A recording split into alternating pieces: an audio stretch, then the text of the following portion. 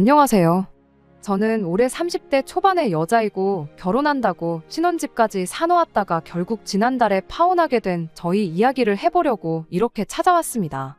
식도 안 올렸는데 신혼집을 먼저 사놓은 이유는 저에게는 시어머니가 될 뻔했던 그 여자의 고집 때문에 결혼식 날짜를 뒤로 미루게 되면서였습니다. 원래부터 반반 결혼을 계획 중이었지만 일단 집은 전부 제 돈으로 구했어요. 저는 제가 모아놓은 돈에 부모님이 지원해 주시기로 했던 돈이 있었다 보니 남자친구가 반반 맞춰오려면 똑같이 부모님께 지원을 받거나 대출을 받아와야 하는 상황이었거든요. 그런데 남자친구 집안 사정상 반반 결혼할 만큼의 지원을 기대하긴 힘든 상황이었어서 대출도 아예 제 이름으로 받아서 집을 일단 제 명의로 구해놓고 대출금을 둘이서 같이 갚아나갈 계획이었습니다. 남자친구가 그나마 모아놓은 돈은 혼수랑 결혼식 비용을 하면 되겠다 싶었고요.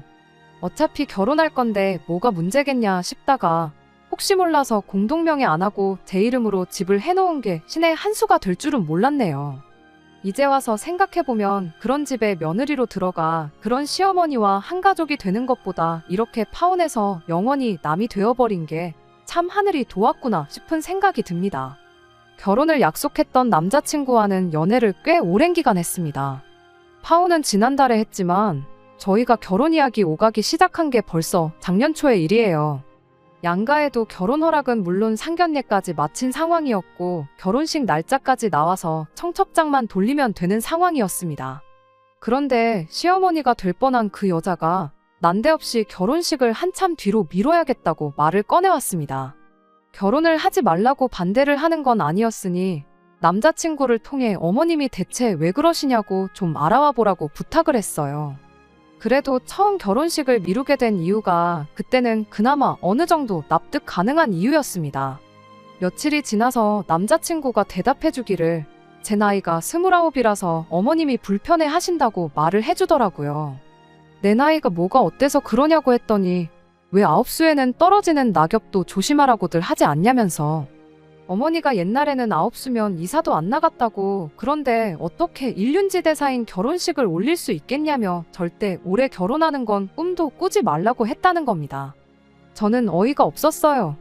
고작 그런 이유로 결혼식을 다음 해로 넘겨야 되는 게 맞는 건가 싶었습니다. 그런데 막상 저희 부모님도 그 이야기를 들으니 남자친구 어머니가 충분히 이해가 간다고 하더라고요.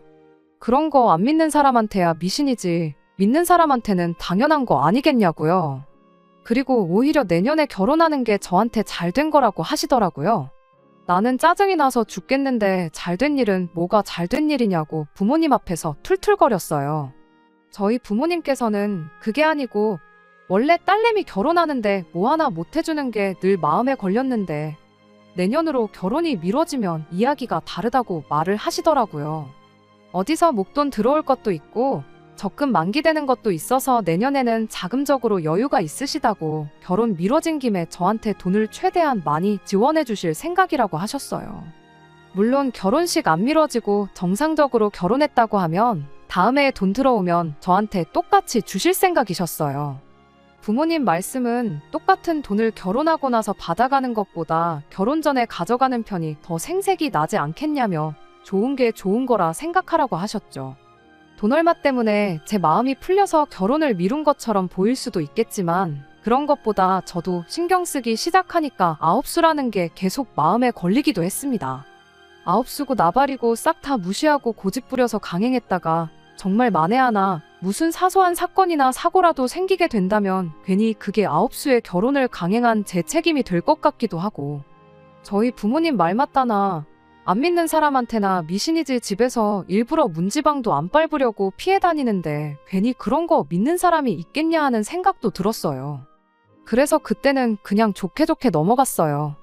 거의 1년이라는 시간을 낭비해야 했지만 그래도 남자친구와 사이는 계속 좋았으니까 그냥 우리는 연애 1년 더 하기로 했다 그렇게 생각하고 말기로 했습니다. 그렇게 시간은 지나 새해가 밝았어요.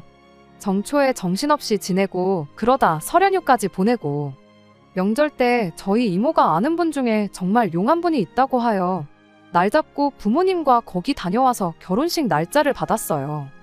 용 한 분이 사주도 풀고 뭐도 풀고 다 해서 이날만큼 좋은 날이 없다 해서 받아온 날짜인데 그 정도면 남자친구 어머니도 만족할 거라고 생각했습니다.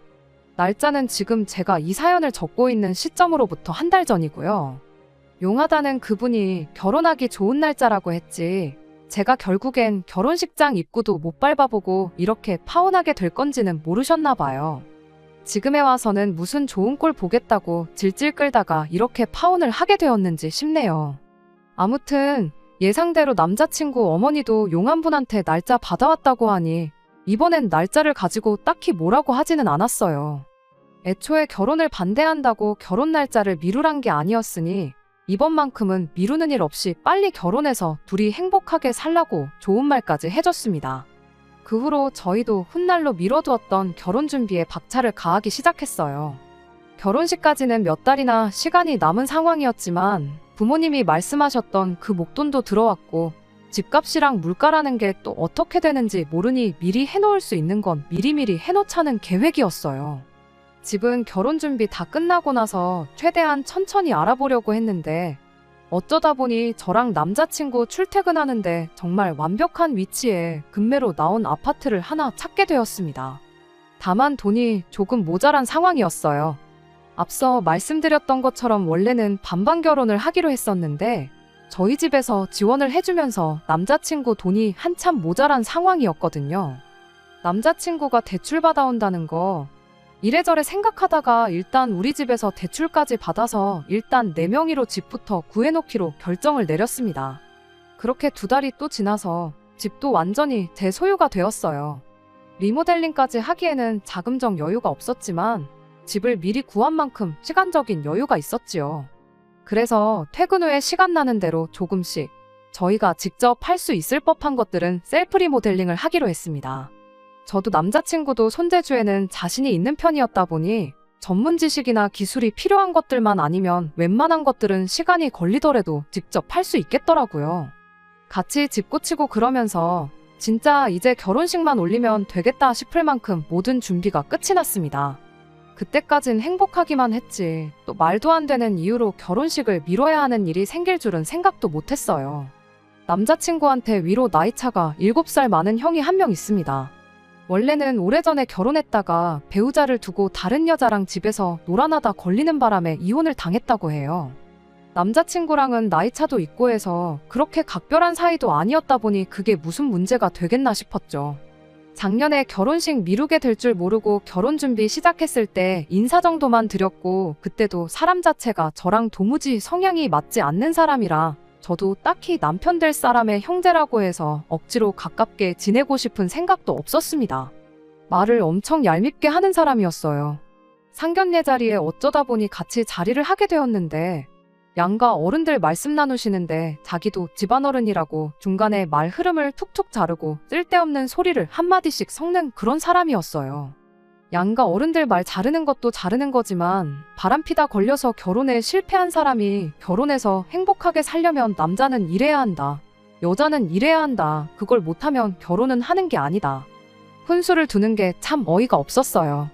위자료로 얼마나 털린 건지 이혼 후에 남자친구 부모님 집으로 다시 들어와 얹혀 살고 있다고 하는데 결혼하면 시댁 갈 때마다 마주치기야 하겠지만 직접적으로 저희한테 영향을 끼칠 일은 없겠다 싶었습니다. 그날은 결혼식을 한 달 앞둔 금요일이었어요. 남자친구랑 제가 퇴근하고 신혼집 찬장이랑 신발장, 수납장에 새로 시트지를 바르고 있던 날이었죠. 신혼집에다 대충 간이 침대 펴놓고 자고 다음날까지 집 고치는데 시간을 쏟을 계획이었습니다. 한참 둘이서 열심히 집을 고치고 있었는데 남자친구 어머니한테서 연락이 왔어요. 내일 중대 발표가 있을 계획이니 저까지 데리고 집으로 오라는 연락이었습니다. 남자친구한테 뭐 알고 있는 거 있냐고 물어봤더니 자기도 도무지 감이 안 잡힌다며 내일 돼보면 알지 않겠냐고 했어요. 그때까진 정말 뭐 큰일이겠어 하고 대수롭지 않게 여기고 있었습니다. 그렇게 다음날이 밝았고 예정된 시간까지 일하다가 남자친구 집으로 향했습니다. 약속 시간에 딱 맞춰서 도착했는데 그때까지만 해도 남자친구 부모님만 계셨고 남자친구의 형은 자리에 없었어요. 그때 남자친구네 형은 아무 관계가 없는 일이구나 그렇게 생각했는데 10분이 지나고 20분이 지나도 쓸데없는 잡담이나 오가고 있었지. 한다던 중대 발표는 할 생각이 없어 보이더라고요. 그렇게 저희 도착하고 거의 40분쯤 지났을까 그제서야 남자친구의 형이 집 문을 열고 들어오더라고요. 혼자 온 게 아니라 웬 처음 보는 여자를 데리고 들어왔어요. 인상은 평범해 보였고 엄청 내성적인 성격인 것처럼 보였습니다. 자리에 앉으면서 저희랑 인사를 나눴는데 목소리가 거의 들릴 듯 말 듯 기어들어가는 목소리였거든요. 남자친구도 처음 보는 사람이었는지 어색하게 인사를 나누더라고요. 남자친구네 형까지 자리에 있으니 그제서야 무슨 일이 있어도 있겠구나 싶었어요. 남자친구도 이 상황이 어색하고 이해가 안 되는 듯 저랑 눈으로 이게 무슨 일이냐는 듯한 사인만 주고받으면서 자리에 앉아 있었습니다. 그리고 곧바로 충격적인 이야기가 이어졌어요. 한다던 중대 발표가 남자친구 어머니가 하려던 게 아니고 남자친구네 형이 하려던 이야기였습니다. 그 데리고 온 여자랑 결혼을 하겠답니다. 이혼한 뒤로 저희 상견례 자리에서 결혼은 미친 짓이라는 듯이 이야기하던 사람이 난데없이 결혼하겠다는 이야기를 꺼내니까 놀라웠네요. 남자친구도 남자친구네 형이 만나고 있는 사람이 있는 줄은 생각도 못했답니다. 그리고 결혼하면 결혼하는 거지 뭐 중대 발표라고 저희까지 불러서 저러나 싶었어요. 관심도 없는데 두 사람이 어떻게 만났는지 뭐 그런 이야기를 꺼내기 시작하더라고요. 그런데 막상 이야기를 들으니 정말 놀라워서 입이 다물어지지가 않을 정도였습니다.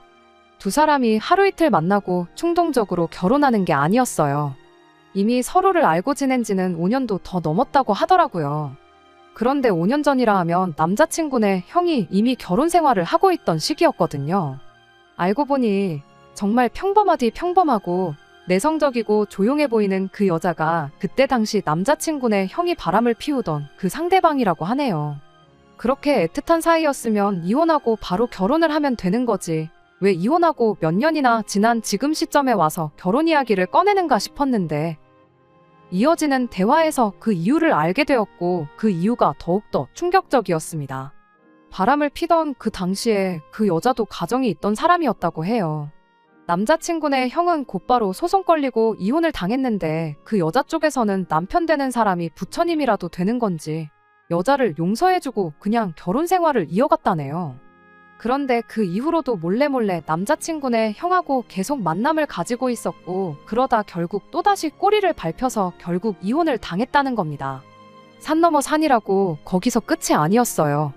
이혼이 마무리된 게 몇 주 전이라는데 그 사이에 두 사람 사이에 아이가 생겼답니다. 그래서 둘이 결혼해서 가정 꾸리고 살기로 이야기가 되었다는 거고요. 남자친구 어머니가 중대 발표가 있을 거라 말하고 자리를 만든 거였으니 그 자리에 적어도 저희들 빼고는 이미 두 사람이 결혼한다는 걸 알고 있는 상황이었던 거였어요. 뭐 두 막장남녀가 이제 드디어 제대로 된 짝을 찾아서 결혼을 한다는데 내용이 충격적이긴 했지만 툭 까놓고 말해서 제가 알 바는 아닌 이야기들이었죠. 아무튼 그렇게 남자친구 부모님, 저희랑 남자친구 형과 여자분 6이서 식사를 시작했어요. 둘이선 얼마나 애틋한지 밥 먹으면서도 입에다 서로 떠먹여주고 아주 둘이 좋아가지고 난리도 아니더라고요.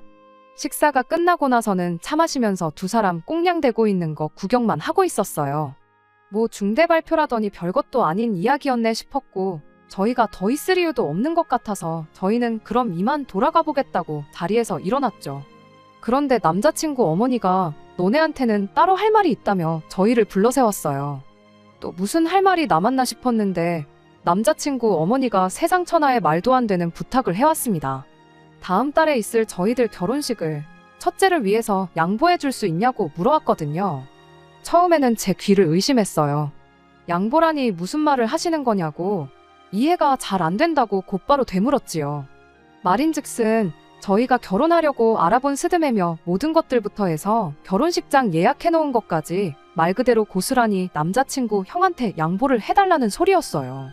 그때까지도 무슨 말인지 도무지 이해가 안 돼서 무슨 말씀을 하시는 건지 도통 모르겠다고 다시 질문을 했습니다.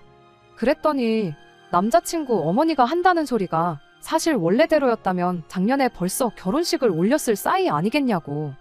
니들 이미 신혼집도 구해놓았고 하루빨리 신방 차려서 신혼생활 시작만 하면 되는 거 아니겠냐고.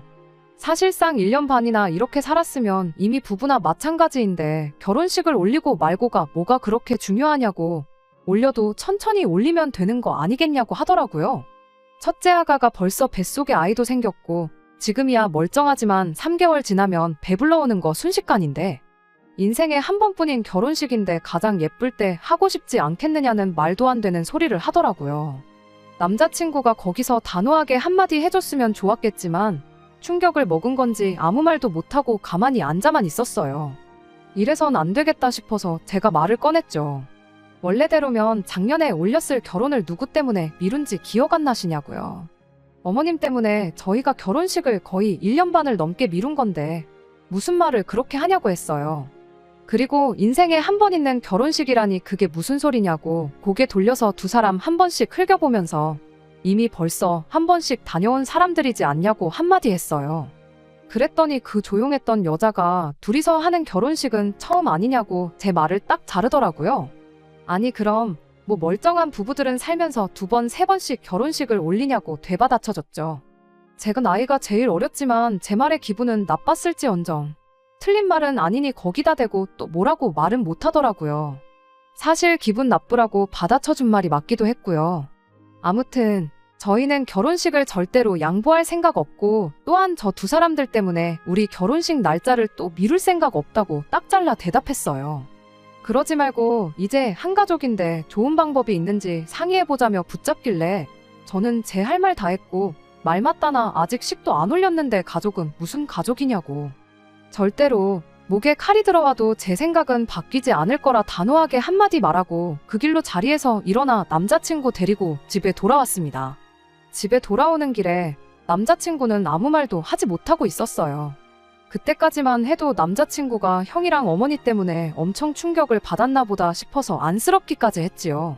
집에 도착해서 정말 화딱지가 난다고 열불이 뻗쳐서 제 명에 못 살겠다고 저 혼자 허공에 다 대고 짜증을 내고 있는데 남자친구가 그제서야 굳게 닫고 있던 입을 열었습니다.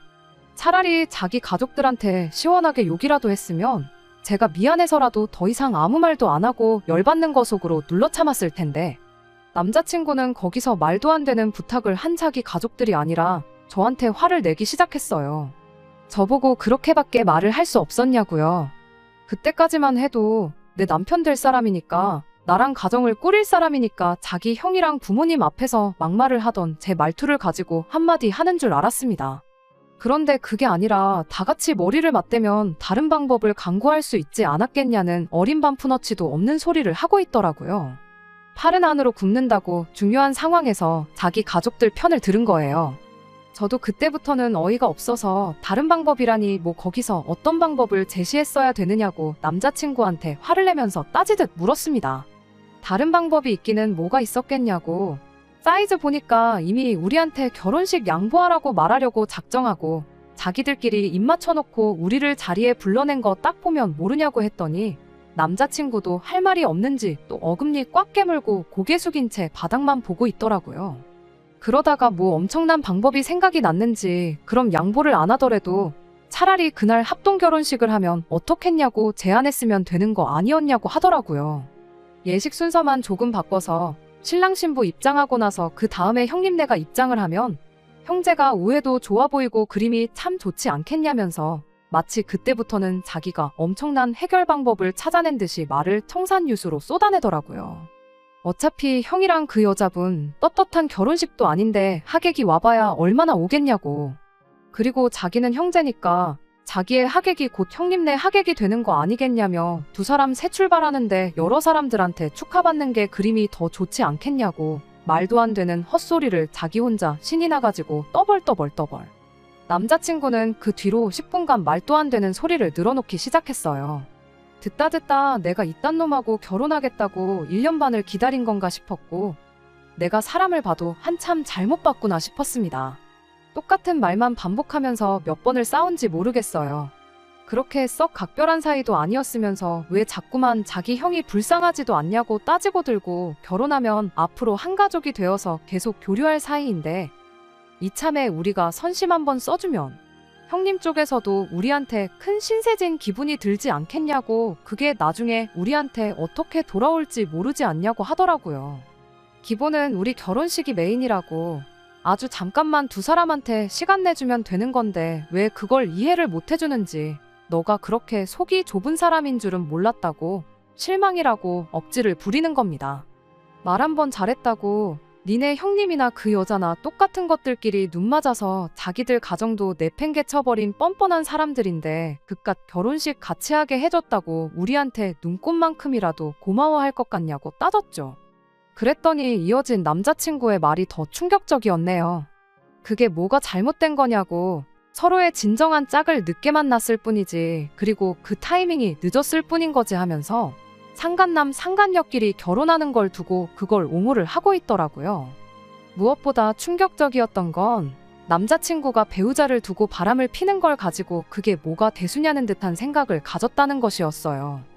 결혼하고 두고 봐야 알 일이지만 남자친구도 저랑 결혼 생활 하다가 다른 사람이 나타나면 그게 진정한 짝이라 생각할 수도 있다는 말이잖아요. 합동결혼식이니 말도 안 되는 소리 나불대는 건 둘째치고 내 남편 될 사람이 바람피는 걸 그렇게 쉽게 생각하는 사람이라는 걸 알았는데, 결혼식이 한 달도 안 남았건 뭐건 간에 이 결혼은 해서는 안 될 결혼이라는 확신을 갖게 되었습니다. 아예 다시 단판을 지으러 가야겠다 싶어서 남자친구 데리고 다시 남자친구 집으로 갔어요. 남자친구가 거길 왜 가냐고 저를 붙잡았지만 제가 가겠다는데 말린다고 거기서 알겠다 하고 멈추겠나요? 제가 어떻게 나올지 대충 예상은 했는지 남자친구도 뒤따라오더라고요. 남자친구 집 도착했더니 순순히 문을 열어주더라고요. 제가 뭐 결혼식을 양보해주겠다고 말하러 왔구나 생각했던 걸까요? 저희 있을 때는 말 한마디 안 하고 얌전한 척 내숭 떨던 그 여자가 남자친구 어머니 옆에 찰싹 달라붙어서는 어머님 하면서 온갖 아양을 다 부리고 있었습니다. 남자친구네 어머니가 결정은 하고 온 거냐고 묻길래 그렇다고 결정했다고 말하고 그날 첫째 아들 결혼을 시키든 말든 알아서 하라고 했습니다. 대신 나는 이 결혼 안 할 거고 내가 내 발품 팔아서 알아보고 예약했던 건 다 취소할 테니 당신네 잘난 첫째 아들 결혼식이나 성대하게 치러주라고 한마디 했어요.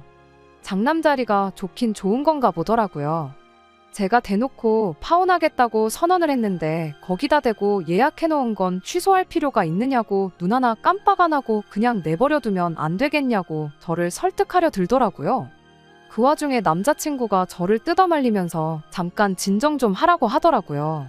자기 어머니가 지 결혼 말아먹고 형만 결혼시킨다고 하니 똥줄이 타기 시작했던 걸까요?